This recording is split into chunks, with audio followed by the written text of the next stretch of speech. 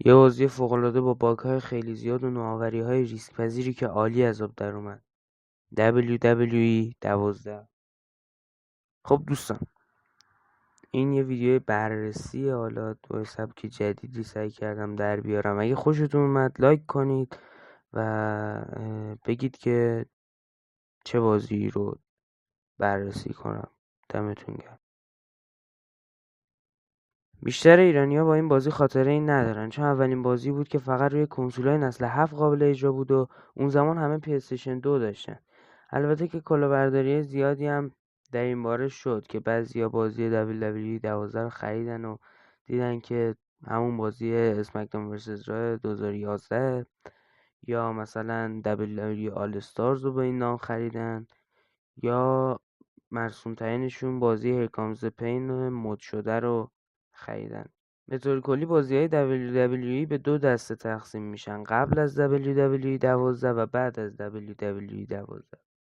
به دو دلیل: یک، دیگه خبری از خشونت‌های سری‌های قبل نیست، و دو، خیلی چیزایی که ما امروزه توی بازی‌های WWE می‌بینیم توی اون بازی اضافه شدن. متفاوت ترین بازی که شما میتونید تجربه کنید توی فرانچایزهای کشتیگری: قابلیت ساخت آرنا. شاید الان با خودتون بگین که خب این قابلیت که همیشه توی بازی WWE بوده، ولی باید بهتون بگم که تا قبل از بازی WWE 12 همچین چیزی اصلا تو مغز هیچ کس نمی گنجید که بخوان یه آرنا طراحی کنن، اونم فقط واسه خودشون، یه پلیر ساده. اما خب درسته که این بازی متفاوته، اما همیشه تو متفاوت بودن بهترین بودن دلیل نیست.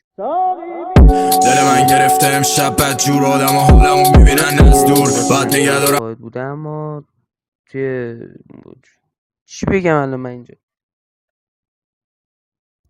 درسته که این بازی متفاوته، ولی دلیل بر خوب بودنش نیست. دل من گرفته امشب بدجور آدم ها حالمو میبینن از دور بعد نگه دارم قابلیت خیلی فرق میکنه.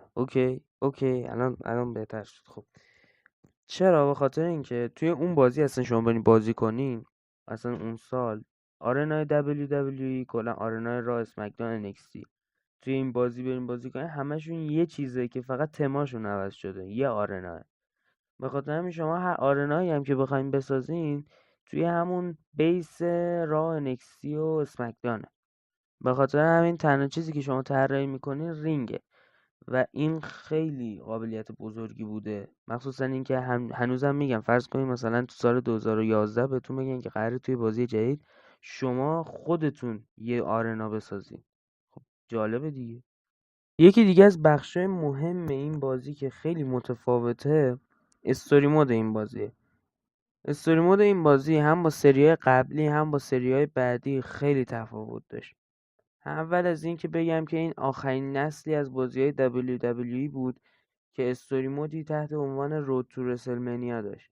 رود تو رسلمنیا یکی از استوری مودهای قدیمی WWE که هر ساله توی WWE بود که چند تا استوری مود در مورد چند تا سوپر استار بود که سرانجام این استوری به رسلمنیا ختم میشد.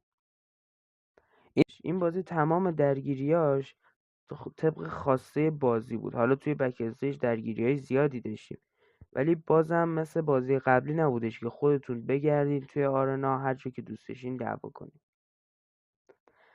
توی بازی‌های WWE همونطور که خودتون میدونین همیشه یه تسکی هست، یه دستوری هست که به شما میگه که این کارو بکنین، حالا این کارو بکنین، این کارو نکنین و فلان.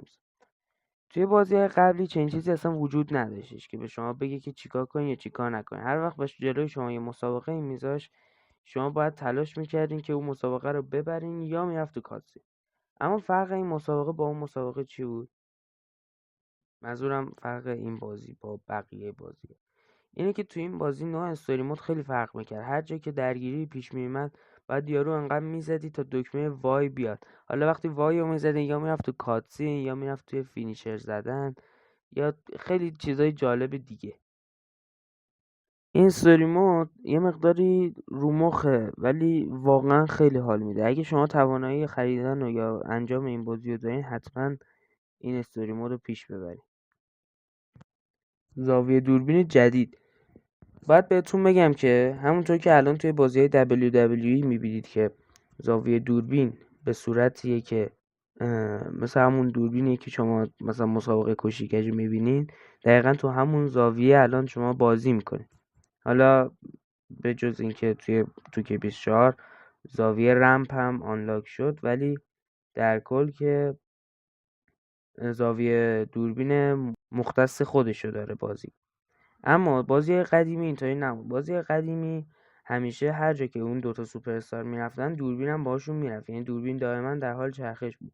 حالا این آیتم زاویه دوربین در موقعیت دوربین در دنیای واقعی، این چه سمی بودن، این آیتم زاویه دوربین جدید از سال 2011 یعنی بازی WWE 12 اضافه شد که یه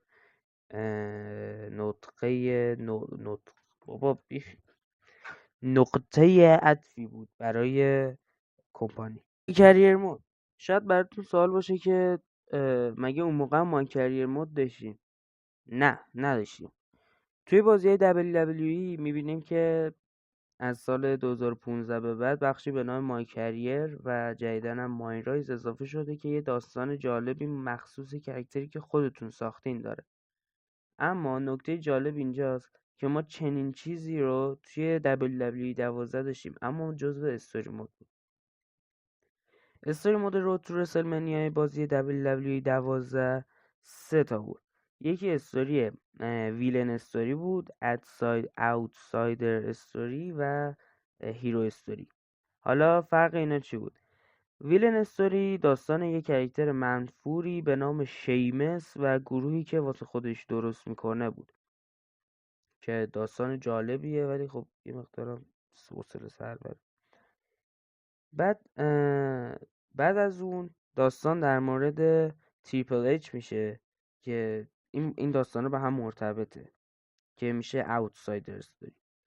و بخش سوم استوری مود که خیلی جالبه، شاید برای من که خیلی جالب بود، استوری هیرو استوری بود که شما باید کاراکتر خودتون، یعنی این کاراکتر جیکوب کس، اسم کاراکتر جیکوب کس بود، شما باید کاراکتر جیکوب کس رو میساختین و اون استوری مود رو باش میرفتین که یکی از بهترین استوری مودایی بود که میتونستن بسازن. واقعا فوق‌العاده بود، واقعا یونیورس فوق‌العاده. بخشی که من واقعا توی این بازی ازش لذت بردم بخش یونیورس بود که من هنوز که دارم پیش میبرم. توی این چند پیپر ویوی که گذشته از یونیورس من، انقدر کاتسینا و انقدر اتفاقای خفنی افتاده که نمیتونم توصیفش کنم و این اتفاقات توی بازی‌های دیگه خیلی خیلی کم یا اصلا نمیفته. چیزایی که تا الان گفتم چیزایی بودش که تا الان که بازی میکردم به چشمان من برخورد. خیلی از نکته ها رو قاعدتا نگفتم و به خیلی از چیزها اشاره نکردم. این بازی شایستگی لقب It Hits Different رو داره. واقعا با همه بازی های WWE فرق میکنه. مرسی از اینکه دیدین ویدیو رو. بدرود.